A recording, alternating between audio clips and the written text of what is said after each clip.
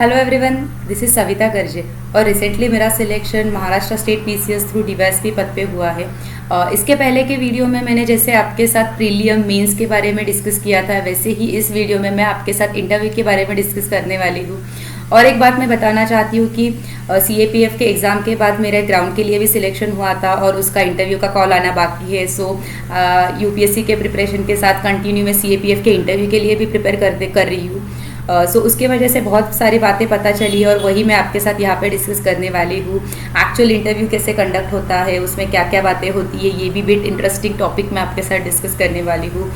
So video and तक देखिए, बहुत अच्छा लगेगा। और बहुत लोगों को क्यूरियोसिटी रहती है कि इंटरव्यू कैसे होता है, स्पेशली न्यू कमर्स के लिए वहाँ पर जाने के बाद क्या क्या करना पड़ता है, कैसे होता है। सो वो भी छोटी मोटी बातें मैं आपके साथ डिस्कस करने वाली हूँ। So let's start with the video. Interview के प्रिपरेशन के लिए हमें पहले से प्रिपेयर करने की कोई ज़रूरत नहीं होती है। जब आपका मींस का रिज़ल्ट आ जाता है उसके बाद आपको प्रिपेयर किया, या मींस देने के बाद अगर आपको लगता है कि आपका स्कोर अच्छा आया है और आप इंटरव्यू के लिए क्वालिफाई हो सकते हो, तब आपको इंटरव्यू का प्रिपरेशन स्टार्ट करने की ज़रूरत है। उसके पहले ऐसी कुछ ज़रूरत नहीं है। आपने बहुत सारी चीज़ें बहुत सीखी होती है, वही इंटरव्यू में आपको पॉलिश करनी पड़ती है।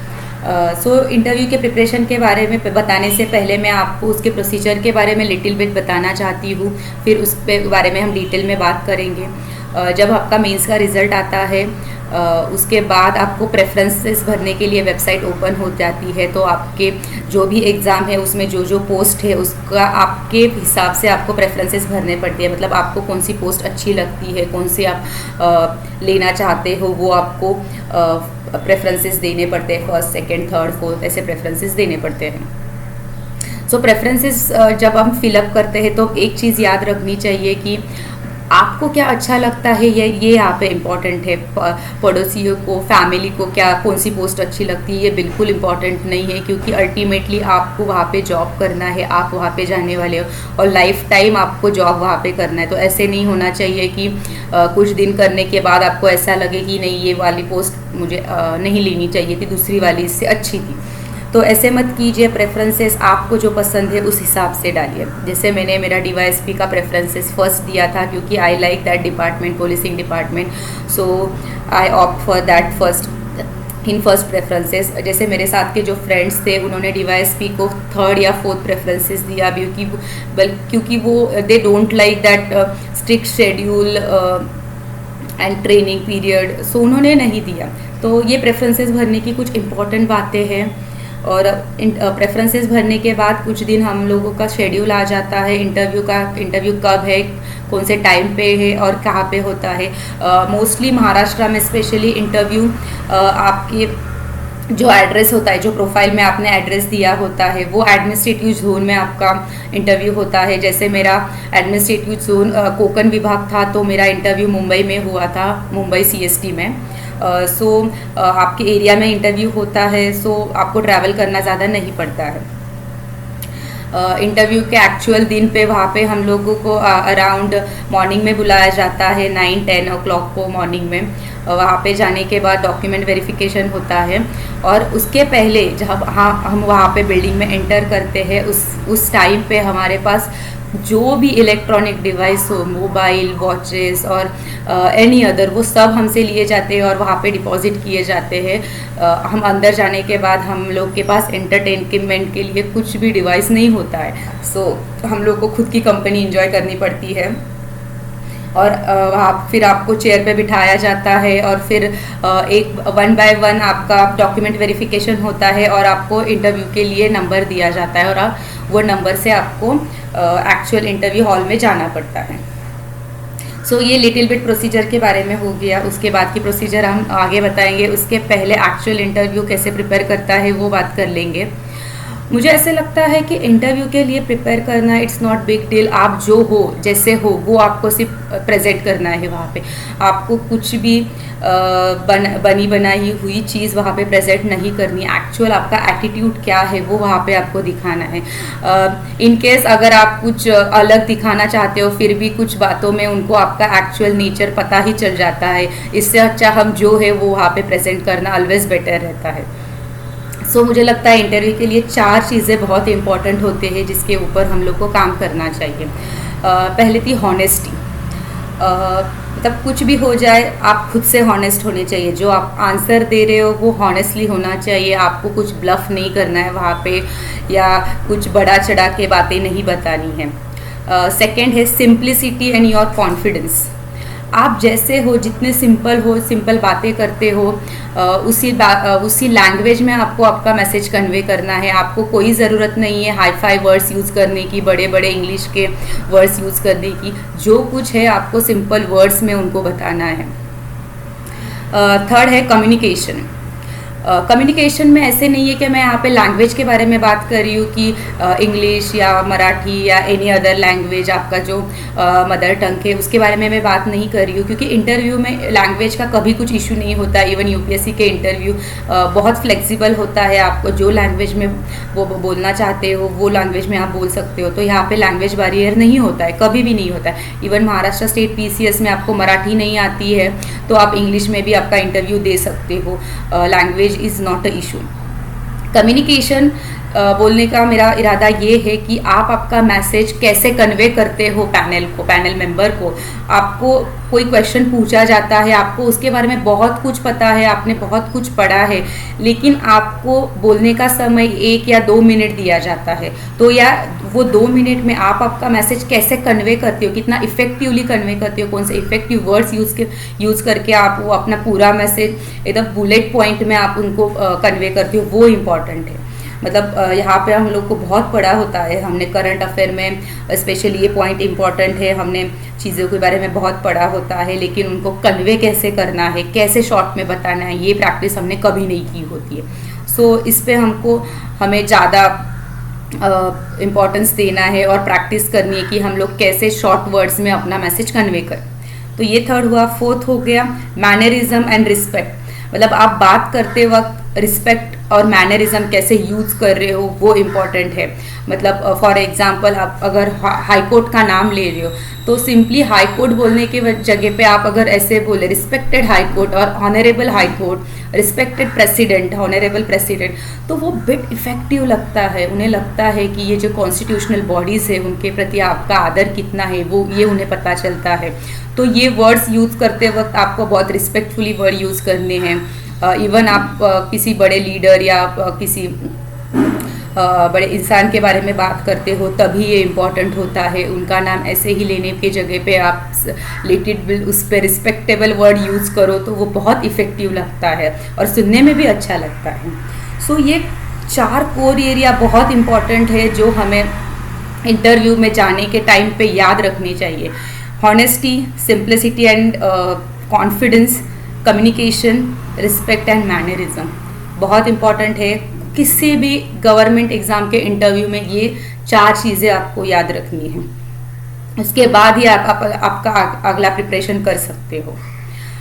उसके बाद इंटरव्यू के कुछ कोर्स एरिया है उसके बारे में बात करेंगे। क्या कोर एरिया पे क्वेश्चन पूछे जाते हैं, वो मैंने 6 कोर एरिया निकाले थे मेरे इंटरव्यू के टाइम पे, जिसके ऊपर मैंने बहुत काम किया था। पहला तो है आपका एजुकेशनल बैकग्राउंड, मतलब आपने ग्रेजुएशन किया है, पोस्ट ग्रेजुएशन किया है, जिस फील्ड में वो किया है वो बहुत इंपॉर्टेंट है, क्योंकि आपने आपके लाइफ के 4 या 5 साल उसमें दिए होते हैं।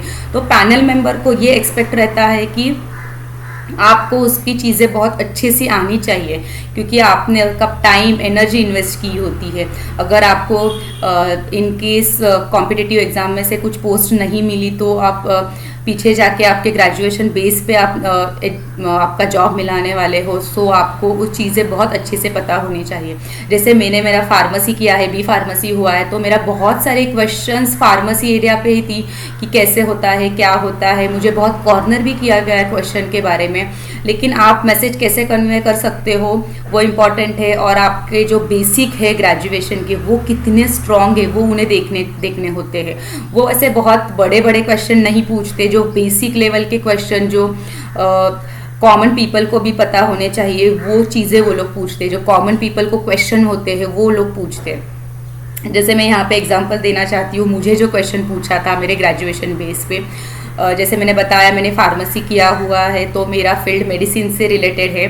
तो मुझे क्वेश्चन ऐसे पूछा हुआ था कि अगर मेडिसिन 10 तारीख को एक्सपायर हो रहा है, एक्सपायरी डेट उस पर 10 जुलाई है, तो क्या मैं वो मेडिसिन 11 जुलाई पे ले सकता हूँ क्या? एक दिन में ऐसा क्या डिफरेंस हो जाएगा कि वो मेडिसिन में नहीं ले सकता?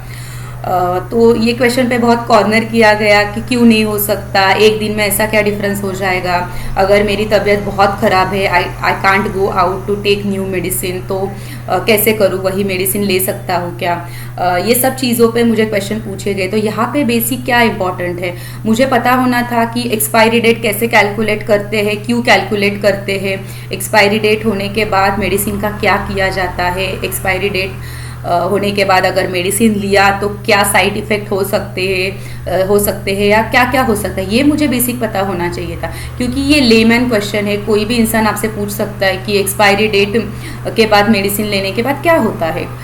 मतलब ये एक फंडा है फार्मास्यूटिकल कंपनी का अपने मेडिसिन बेचने का, या एक्चुअल में एक्सपायरी डेट का कुछ इफेक्ट होता है। सो ऐसे होता है बेसिक क्वेश्चंस, बेसिक कंसेप्ट आपको आपके ग्रेजुएशन के बारे में पता होनी चाहिए। सो उसके बाद सेकंड कोर एरिया जिस पे क्वेश्चन पूछे जाते हैं, मुझे ऐसे लगता है आपका वर्क एक्सपीरियंस। अगर आप प्रीवियसली किसी पोस्ट पे काम कर रहे हो तो वो आपका इम्पॉर्टेंट है, उसके बारे में आपको बहुत सारी चीज़ें पूछी जाती है, कैसे काम होता है, क्या काम होता है, और वो काम छोड़ के आप यहाँ पे क्यों आ रहे हो, वो भी अच्छी बात है, वो भी कर सकते हो आप। तो उसके बारे में पता होना चाहिए, सब कुछ पता होना चाहिए अगर आप एक जगह पे काम करते हो। थर्ड कोर एरिया है जहाँ पे क्वेश्चन पूछ जाते हैं कि वो आपके पोस्ट प्रेफरेंसेस, आप पोस्ट प्रेफरेंसेस कैसे देते हो, किसको फर्स्ट सेकंड देते हो और क्यों देते हो। ये क्यों का आंसर आपको बहुत अच्छे से प्रिपेयर करना होता है कि आपने पर्टिकुलर पोस्ट को पहले ही क्यों दिया। जैसे मैंने अपना प्रेफरेंस पे डीवाईएसपी फर्स्ट दिया था, तो मुझे पैनल ने पूछा कि आपने ये क्यों दिया, ये पहले देने का रीज़न क्या है, बहुत सारी लड़कियां ये प्रेफरेंसेस नहीं देती है, तो आपने ऐसे क्यों दिया। ये उनका सिंपल क्वेश्चन था, लेकिन उसके लिए आपको पहले से ही प्रिपेयर होने की बहुत ज़रूरत है, क्योंकि आप पोस्ट प्रेफरेंसेस देते वक्त जैसे मैंने बताया कि बहुत इंपॉर्टेंट होता है कि आपका इंटरेस्ट किस पोस्ट में ज़्यादा है। तो ये क्वेश्चन आपको अच्छे से पहले ही प्रिपेयर रट्टा मार लो। इनफैक्ट मैं कहूँगी कि ये क्वेश्चन आते हैं कि आपने पोस्ट प्रेफरेंसेस ऐसे क्यों दिए। और इसमें और एक क्वेश्चन होता है लिंकेजेस की, आपका एजुकेशन बैकग्राउंड का आपके पोस्ट प्रेफरेंसेस से लिंकेज किया जाता है कि आपका एजुकेशन बैकग्राउंड जो ग्रेजुएशन का है उसका यहाँ पे क्या उपयोग हो सकता है, आपने ऐसे प्रेफरेंसेस क्यों दिए, आपका कुछ बैकग्राउंड है क्या। ऐसे लिंकेजेस करके भी यहाँ पे कोर एरिया पे क्वेश्चन पूछे जाते हैं। सो सिक्स्थ कोर एरिया मुझे बहुत इंपॉर्टेंट लगता है, जहाँ पे बहुत सारे लोग निगलेक्ट कर देते हैं, वो है आपके हॉबीज़, एक्स्ट्रा करिकुलर एक्टिविटीज़, और आपने कॉलेज में कुछ एक्स्ट्रा वर्क किया है तो उस बारे में। जब हम लोग प्रोफाइल भरते हैं एग्ज़ाम के बाद, या CAPF में जैसे होता है एग्ज़ाम के बाद हमको प्रोफाइल भरना पड़ता है, उस टाइम पे हम लोग को वो कॉलम होता है हॉबीज़, एक्स्ट्रा करिकुलर एक्टिविटीज़ भरने के लिए, लेकिन मोस्ट ऑफ लोग वहाँ पे कुछ ब्लैंक रखते हैं, कुछ लिखते नहीं हैं। और जब एक एक्चुअल एग्ज़ाम में जब उन्हें क्वेश्चन पूछा जाता है कि आपके कुछ हॉबीज़ नहीं है, मतलब उनका ऐसे मानना होता है कि ऐसा इंसान नहीं है कि उसकी कुछ हॉबी नहीं होती है। मतलब उनके पास जब टाइम होता है तो ऐसे वो कौन सी चीज़ें करते हैं वो उनकी हॉबी हो जाते हैं। आप कुछ भी कर सकते हो, आप स्विमिंग कर सकते हो, आप लोग न्यूज़पेपर पढ़ सकते हो, तो वो आपकी हॉबी होगी, आपको वहाँ पे मेंशन करना है, क्योंकि उसके ऊपर बहुत क्वेश्चन पूछे जाते हैं वो, और वो आपका कंफर्ट जोन होता है, आपको पता होता है कि वो चीज़ें क्या होती है, कैसे होती है, तो उसके ऊपर आप बहुत आसानी से और अच्छे से बात कर सकते हो। तो हमेशा वो कॉलम अच्छे से फिलअप कीजिए, आपको क्या अच्छा लगता है वो सब चीज़ें लिखिए। किसी की बनी बनाई हुई चीज़ वहाँ पे नहीं लिखिए, क्योंकि उससे स्विमिंग अच्छा लगता है, मतलब यार स्विमिंग बहुत ही अच्छा वर्ड है वहाँ पे लिखने के लिए, ये सोच के स्विमिंग या अदर एक्टिविटीज़ मत डालिए। एक्चुअली आपको क्या अच्छा लगता है वो आप वहाँ पे डाल सकते हैं। जैसे मेरा था कि मुझे इंटरनेशनल रिलेशन के बारे में वीडियोस देखना या आर्टिकल पढ़ना बहुत अच्छा लगता था, तो मैंने वही डाला था। लेकिन मैंने एक गलती की, जैसे मैंने बताया कि मैंने प्रोफाइल में वो फिलअप नहीं किया था। उसके लिए मुझे मुझे बहुत बुरा लगता है कि उस एरिया पे मुझे क्वेश्चन पूछे नहीं गए जो मेरा कंफर्ट जोन था, उसके बारे में मैं बहुत खुल के बात कर सकती थी, जहाँ पे मेरा एक्चुअल कैरेक्टर उन्हें पता चल जाता। तो वो मैंने गलती की। मैं चाहती हूँ कि आप वो गलती मत कीजिए। जहाँ पे वो एक्स्ट्रा करिकुलर एक्टिविटी का कॉलम होता है प्रोफाइल में, ज़रूर वो अच्छे से सोच समझ के भरिए। तो ये हो गया फोर्थ कोर ऑफ एरिया। और फिफ्थ है करंट अफेयर पे आपके ओपिनियन। जो हॉट टॉपिक होते हैं, जो डिस्कशन में होते हैं न्यूज़पेपर में, टीवी चैनल पे, वो उसके बारे में आपको आपका ओपिनियन पूछा जाता है कि आपका क्या मतलब है, मतलब आपको क्या समझ में आता है इससे, आपको क्या बताना चाहते हो इस पे, या गवर्नमेंट ये कर रहा है आपको राइट लग रहा है या रॉन्ग लग रहा है। यहाँ पे एक मिसअंडरस्टैंडिंग है स्टूडेंट के बीच में कि गवर्नमेंट के अगेंस्ट कभी बात नहीं करनी, ऐसे बोलते हैं, लेकिन ऐसा नहीं है। गवर्नमेंट अगर एक चीज़ कर रहा है तो उसके बारे में आपका ओपिनियन अगेंस्ट भी हो सकता है, लेकिन यहाँ पे आपका ओपिनियन अगर गवर्नमेंट के ओपिनियन के अगेंस्ट है तो you should defend your answer. मतलब आप क्यों अगेंस्ट हो ये आपको अच्छे से एक्सप्लेन करना आना चाहिए। जैसे मेरे टाइम पे एनआरसी, राम मंदिर एंड जम्मू कश्मीर का इशू बहुत न्यूज़ में था, तो उसके बारे में मैंने अपने खुद के ओपिनियन बनाए थे। उसके लिए मैंने अपना बेस्ट सोर्स रखा था न्यूज़पेपर पढ़ने का, और उसके बाद खुद का ओपिनियन बनाने का। उसके लिए मैंने किसी क्लासेस के करंट अफेयर नहीं पढ़े, उसका ओपिनियन मैंने अपना ओपिनियन नहीं मान लिया, क्योंकि मैंने पहले तो वो टॉपिक अच्छे से समझ लिया, इशू क्या है, दोनों पार्टियां क्या बताना चाहती है, या जनरल पब्लिक का क्या बोलना है, क्या है उसमें। तो वो उसके बाद मैंने अपना खुद का ओपिनियन बना लिया था, और उसको कैसे डिफेंड करना ये भी मैंने अच्छी तरह से प्रिपेयर कर लिया था। तो आप भी आपके समय पे जो हॉट टॉपिक है उस पर खुद का ओपिनियन बनाइए, किसी और अदर का ओपिनियन आप मत, अपना ओपिनियन बना के मत प्रेजेंट कीजिए, क्योंकि वो आपको एक तो डिफेंड करने नहीं आता है, उसके कोर पॉइंट आपको पता नहीं होते कि आपने ये ओपिनियन क्यों सिलेक्ट किया। तो वो हम लोग मुश्किल में आ जाते हैं इंटरव्यू पैनल के साथ, और इंटरव्यू पैनल के मेंबर बहुत एक्सपीरियंस रहते हैं। मतलब हम लोग का जितना एज नहीं है उतना उनका वर्क एक्सपीरियंस है। तो अगर कोई झूठ बोल रहा है और किसी ने दूसरों का ओपिनियन बताया है तो वो फटाक से पकड़ लेते हैं। तो उनके सामने झूठ नहीं बोलना है। तो जैसे मैंने बताया, honesty is a most important in the interview. आपका जो भी ओपिनियन है वो हॉनेस्टली रख दीजिए वहाँ पे। ये और एक लास्ट पॉइंट है 6 नंबर कोर क्वेश्चन एरिया में, कि आपके जो प्रोफाइल आपने फिलअप किया है उसमें जो की पॉइंट्स आ जाते हैं कभी कभी। जैसे मेरा school first standard to 10th standard Vivekananda ये स्कूल में हुआ था। मेरे स्कूल का नाम विवेकानंद था। तो मुझे विवेकानंद के बारे में बहुत सारी चीज़ें करनी पड़ी, मतलब बहुत डिटेल में जाके उनकी फ़िलॉसफी क्या थी उनके बारे में और बातें मुझे करनी पड़ेगी, क्योंकि उनको वो प्रोफाइल का वर्ड दिख जाता है और वो पूछ सकते हैं कि ये क्या है, कैसे है।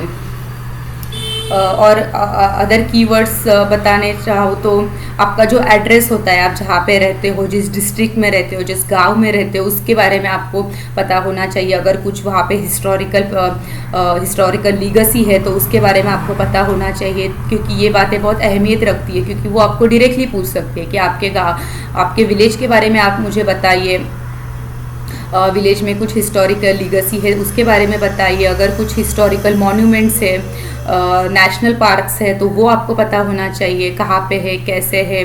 रिवर्स के बारे में पता होना चाहिए। अगर आपके गांव से कोई नदी जा रही है तो उसके बारे में आपको पता होना चाहिए, क्योंकि वो डायरेक्टली क्वेश्चन पूछ सकते हैं। और अगर आप सालों से वहाँ पे रह रहे हो, वो एरिया में रह रहे, तो दे एक्सपेक्ट कि आपको वो चीज़ें पता होनी चाहिए।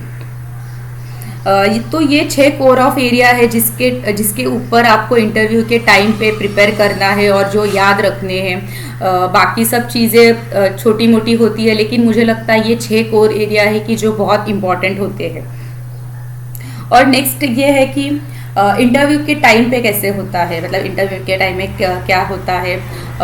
अभी जब महाराष्ट्र स्टेट पीसीएस का इंटरव्यू था तभी तीन मेंबर थे, 3 मेंबर का पैनल था। एक तो पीसीएस के जो कमीशन के जो हेड होते हैं वो होते हैं, और अदर 2 मेंबर, एक आईपीएस होते हैं और एक आईएएस होते हैं। तो ऐसे 3 मेंबर होते हैं।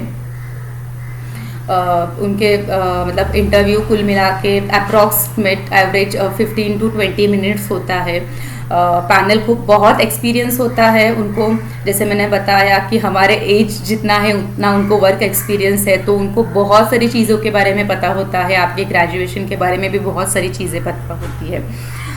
तो वहाँ पे ऐसे कभी कभी होता है कि हमें कुछ क्वेश्चन नहीं आते, उनके नहीं आंसर नहीं पता होते हैं, फिर भी हम लोग आंसर देने का ट्राई करते हैं और हम लोग गलत हो जाते हैं, या किसी आंसर पे हम लोग गलत हो फिर भी उस पर बहुत मतलब फर्म रहते हैं कि नहीं यही राइट है, यही राइट है।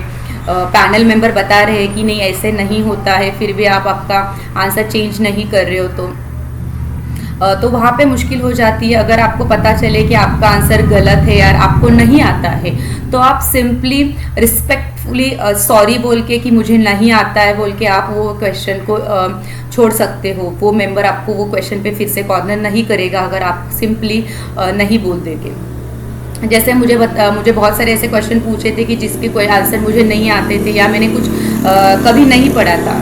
उन्होंने मुझे फॉर एग्जांपल ऐसे पूछा था कि कट प्रैक्टिस क्या है, फार्मास्यूटिकल इंडस्ट्री में कट प्रैक्टिस कैसे होता है, उसके ऊपर गवर्नमेंट में रिसेंटली कौन सी पॉलिसी लाई है। तो उसके बारे में लिटरली मैंने कभी पढ़ा नहीं था और कहाँ पे करंट अफेयर में भी वो न्यूज़ नहीं थी। तो मैंने सिंपली उन्हें बोला कि सॉरी सर, मुझे इस बारे में कुछ पता नहीं है, अगर मुझे टाइम मिला तो मैं ज़रूर इसके बारे में पढ़ूंगी।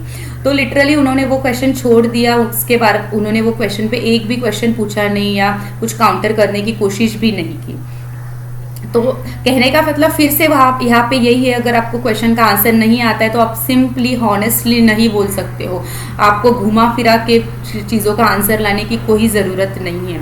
मतलब उनको वहाँ पे आपके क्वेश्चन के आंसर नहीं लेने, क्योंकि उन्होंने पहले ही आपके मेंस में प्री में आपका नॉलेज टेस्ट किया है। यहाँ पे उनको नॉलेज टेस्ट नहीं करना है, वहाँ यहाँ पे उन्हें आपका कैरेक्टर टेस्ट करना है कि आप एज अ ह्यूमन कैसे हो, एज अ कैरेक्टर कैसे हो। एडमिनिस्ट्रेटिव लेवल पे जो क्वालिटी होनी चाहिए वो क्वालिटी है या आपने या नहीं है, ये उन्हें टेस्ट करना होता है वहाँ पे। सो मैं ये कहूँगी कि कुछ क्वेश्चन के आंसर नहीं आते हैं आपको तो आप वो डिप्रेस हो जाते हो, सडनली आपका मूड ख़राब हो जाता है कि मुझे आंसर नहीं आया तो अभी ये मुझे कम मार्क्स देंगे। तो ऐसे नहीं होता है। Each and every question take it as a new ball, कि आपके पास नया एक बॉल आया है और उसको आपको हिट करना है। तो each and every question is a new करके आपको कंसीडर करना है कि ये क्वेश्चन का आंसर मुझे अच्छे से देना है। पिछला क्वेश्चन अगर मैंने अच्छे से आंसर नहीं दिया है, कुछ गलत किया है, कुछ गलतियाँ हुई है, कोई बात नहीं, उस क्वेश्चन का इम्पैक्ट मुझे अपने नए आने वाले क्वेश्चन पे नहीं होने देना है। ये इम्पॉर्टेंट है क्योंकि ईच एंड एवरी क्वेश्चन को आपको इक्वली कॉन्सेंट्रेट करके इक्वली आंसर करना पड़ता है, क्योंकि सब क्वेश्चन इक्वली इम्पॉर्टेंट होते हैं। तो इंटरव्यू में स्टेबल रहना बहुत इंपॉर्टेंट है। जैसे मैंने बताया कि बहुत सारे क्वेश्चन पे कॉर्नर किया जाता है, उलट सुलट क्वेश्चन पूछे जाते हैं। तो हम लोग को स्टेबल रहना, मेंटली स्टेबल रहना बहुत इंपॉर्टेंट है। और हम फिजिकली कैसे बैठते हैं, कैसे उठते हैं, हमारे हाथों की मूवमेंट्स वो ऑब्जर्व कर लेते हैं। अगर हम लोग नर्वस है तो हमारे मूवमेंट से वो चीज़ें बहुत हमें पता चलती है उन्हें कि ये लोग नर्वस है, ये क्वेश्चन का आंसर उन्होंने गलत दिया। ये सब चीज़ें उन्हें आपके मूवमेंट से पता चलती है। तो बहुत स्टेबल रहिए। आप अगर डर भी गए हो तो भी स्टेबल रहने से धीरे धीरे आंसर देने की कोशिश कीजिए। और इम्पॉर्टेंट सोर्सेस क्या होते हैं इंटरव्यू के लिए, वो इम्पॉर्टेंट बातें हैं। पहले तो प्रीवियस ईयर के जो इंटरव्यू होते हैं उसके ट्रांसक्रिप्ट इम्पॉर्टेंट होते हैं। और इस साल के आपके पहले के जो कैंडिडेट है उनके इंटरव्यू के ट्रांसक्रिप्ट इम्पॉर्टेंट होते हैं। फ्लो ऑफ द क्वेश्चन कैसा है पैनल मेंबर का, वो इम्पॉर्टेंट रहता है। उसके बाद न्यूज़पेपर, जैसे मैंने बताया, डेली 2 से 3 न्यूज़पेपर पढ़ा कीजिए। आपका खुद का ओपिनियन बनाइए हर चीज़ पे। किसी का ओपिनियन, आप खुद का ओपिनियन बना के मत प्रेजेंट कीजिए। जैसे और थर्ड इम्पॉर्टेंट सोर्स ये है कि ऑफिशियल वेबसाइट, गवर्नमेंट के जो ऑफिशियल वेबसाइट होते हैं, जैसे मैंने बताया कि आपके एड्रेस जो होता है, आप जहाँ पे रहते हो उसके बारे में क्वेश्चन पूछे जाते हैं। तो उसका सोर्स क्या है? उसका सोर्स है कि हर डिस्ट्रिक्ट की अपनी खुद की वेबसाइट होती है, वो डिस्ट्रिक्ट के वेबसाइट पे जाके आप वहाँ से बहुत सारी बातें ले सकते हो। और ग्रेजुएशन के लिए आपकी ग्रेजुएशन की कंसेप्ट क्लियर करने के लिए आप अपने ग्रेजुएशन के बुक्स यूज़ कर सकते हो। और एक इम्पॉर्टेंट बात है इंटरव्यू में, जो मेंस और प्री के लिए उतनी इम्पॉर्टेंट नहीं है लेकिन इंटरव्यू के लिए बहुत इंपॉर्टेंट है, वो है group discussion and group mock. Group discussion में बहुत सारी बातें आपको पता चलती है कि कैसे चीज़ें होती है, आप खुद को कैसे प्रेजेंट करते हो। अगर कुछ गलत जाए तो आपके फ्रेंड आपको बता सकते हो कि आपकी ये चीज़ें गलत जा रही है, आपको ऐसा करना है, वैसा करना है। तो ग्रुप डिस्कशन यहाँ पे बहुत इंपॉर्टेंट होता है। ग्रुप मैक्स टू मैक्स 4 या 5 लोगों का होना चाहिए, उससे ज़्यादा बड़ा ग्रुप हो तो उसमें चीज़ें अच्छे से नहीं होती है। तो मैक्स टू मैक्स 4 या 5 लोगों का ग्रुप बना के आप वहाँ पे प्रैक्टिस कर सकते हो। और एक इम्पॉर्टेंट चीज़ जो बहुत इम्पॉर्टेंट है, मुझे ऐसा लगता है कि जैसे मैंने बताया कि पैनल मेंबर आपके मूवमेंट्स मूवमेंट्स के ऊपर मूवमेंट्स देखते हैं, आपके मूवमेंट्स के हाथ के, पैर के। आप बहुत नर्वस हो, वो उनको आपके फेस से पता चल जाता है। तो आपको हर दिन या वीकली 2 या 3 दिन आपको आईने के सामने बैठ के आपके खुद के मूवमेंट आपको ऑब्जर्व करने हैं कि आप बोलते वक्त हाथ कहाँ पे लेते हो, हाथ कहाँ पे रखते हो, पैर के मूवमेंट्स कैसे होते हैं। अगर आप नर्वस हो गए तो पैर का पीछे लेते हो, चेयर के पीछे। तो ये सब चीज़ें आपको आईने के सामने बैठ के ऑब्जर्व करनी है डेली बेसिस पे कि आप कैसे रिएक्ट करते हो। क्वेश्चन डिफिकल्ट आया तो कैसे रिएक्शन होता है आपका। तो इसकी वजह से हम अपने मूवमेंट्स कंट्रोल करने में आसानी होती है उससे, कि हम लोग हाथ ऐसे ही रखे, वैसे ही रखे। ये सब चीज़ें तब पता चलती है हमें, क्योंकि सिर्फ प्रैक्टिस करने से हमें ये चीज़ें नहीं पता चलती है। तो आईने के सामने डेली बेसिस पे प्रैक्टिस कीजिए, बहुत इम्पॉर्टेंट है ये चीज़।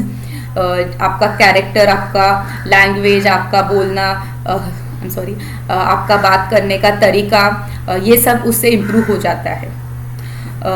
और एक लास्ट पॉइंट मैं बताना चाहती हूँ कि आपका जो मोमेंटम है, आपका जो स्टैमिना है, वो आपको मेंटेन करना होता है। क्योंकि जैसे मेरे इंटरव्यू के टाइम पे हुआ था, मुझे 9 बजे बुलाया गया था सुबह के, और मेरा इंटरव्यू हुआ था दोपहर के 3 बजे। मतलब मुझे वो 6 घंटे पूरे एक चेयर पे बैठना था। मेरे पास कौन सा भी गैजेट नहीं था जिसके ऊपर मैं टाइम पास करूँ या कुछ सॉन्ग सुनूं जिसकी वजह से मेरा टाइम निकल जाता था। वैसे कुछ चीज़ें मेरे पास नहीं थी। 6 घंटे लिटरली मुझे एक चेयर पे सामने मुझे देख के बैठना था। किसी स्टूडेंट के साथ हम बात नहीं कर सकते थे। तो वो स्टैमिना मेंटेन करना बहुत इम्पॉर्टेंट रहता है, क्योंकि कैंडिडेट इंटरव्यू के लिए पैनल के सामने जाते हैं, फिर आते हैं, फिर आके बताते हैं बहुत डिफ़िकल्ट था, सर ने बहुत कॉर्नर किया, ऐसे क्वेश्चन थे, वैसे क्वेश्चन थे, तो आप ऐसे आंसर कीजिए। ये मैं कैंडिडेट बाहर आके बताते हैं, तो उसकी वजह से हम लोग डर जाते हैं कैसे करें, अरे ये क्वेश्चन का आंसर, तो हम दिमाग में ही बातें बोलने लगते हैं कि ये क्वेश्चन पूछेंगे तो मैं यही आंसर करूँगी। ऐसे बातें हम लोग सोचने लगते हैं, और कुछ जगह पे हमारा कॉन्फिडेंस बहुत लो होता है, क्योंकि हमारा interview at the end of the day भी हो सकता है। तो हम लोग ये भी सोच सकते हैं कि पैनल मेंबर बहुत एग्जॉस्ट हो गए तो अभी वो मुझे अच्छे से क्वेश्चन पूछेंगे नहीं, या क्वेश्चन उन्हें बोर हुआ होगा इतने सारे कैंडिडेट्स का इंटरव्यू लेके। कुछ भी हो जाए, लेकिन आपको आपका कॉन्फिडेंस मेंटेन रखना है। आपको वो 6 घंटे बैठना है। 6 से ज़्यादा हो सकता है, कम हो सकता है, I am just giving an example. तो वो आपको आपका मेंटेन रखना है कि कैसे वो आपका मेंटल प्रिपेयर्डनेस जो आप पहले करके आए थे, वो आपको मेंटेन रखना है। एट द एंड आपका दिन होता है, वो आप मतलब इट्स एक बहुत इम्पॉर्टेंट दिन रहता है, मतलब once in a lifetime opportunity रहती है वो, कि जो आपको लूज़ नहीं करनी है, क्योंकि उसके ऊपर बहुत डिपेंड रहता है उसके मार्क्स 1-2 मार्क्स कम ज़्यादा होने के वजह से हम लोग का अच्छी वाली पोस्ट जाती है और हमें नीची वाली पोस्ट मिलती है। तो आप अपना स्टैमिना बनाए रख रहे हैं, मेंटल प्रिपेयर्डनेस आपको करना है। मेंस के बाद मेंटली स्ट्रांग बनने के लिए आप मेडिटेशन, योगा कर सकते हो, जैसे मैंने किया था। उसकी वजह से हम लोग बहुत मेंटली स्टेबल रहते हैं और वो स्टैमिना हमें आ जाता है। सो ये बेसिक इंटरव्यू के बारे में था, इंटरव्यू कैसे होता है, क्या होता है। आई होप आपको ये अच्छा लगा हो, और अगर आपको कुछ क्वेश्चन है तो आप ज़रूर कमेंट बॉक्स में मुझे बताइए कैसे है। अगर आपको इसकी हेल्प हुई या अच्छा लगा तो वो भी आप उसमें बताइए। और इतना ही इंटरव्यू के बारे में बताना चाहती हूँ कि at the end be honest to yourself. जितना आप खुद से हॉनेस्ट होगे उतना आपका इंटरव्यू अच्छा जाएगा। बाकी चीज़ें तो ऊपरी होती है, जो हम लोग अंदर से होते हैं वही इम्पोर्टेंट होता है, क्योंकि आपका कैरेक्टर वहाँ पे झलक आता है कि आप कैसे हो। सो एट द एंड प्रिपेयर करते रहिए, और हमेशा याद रखिए आप मेहनत कर रहे हो तो सक्सेस आपका ही है। तो ये कॉन्फिडेंस के साथ मेहनत कीजिए। At the end, thank you to study IQ and thank you Gaurav Garg sir.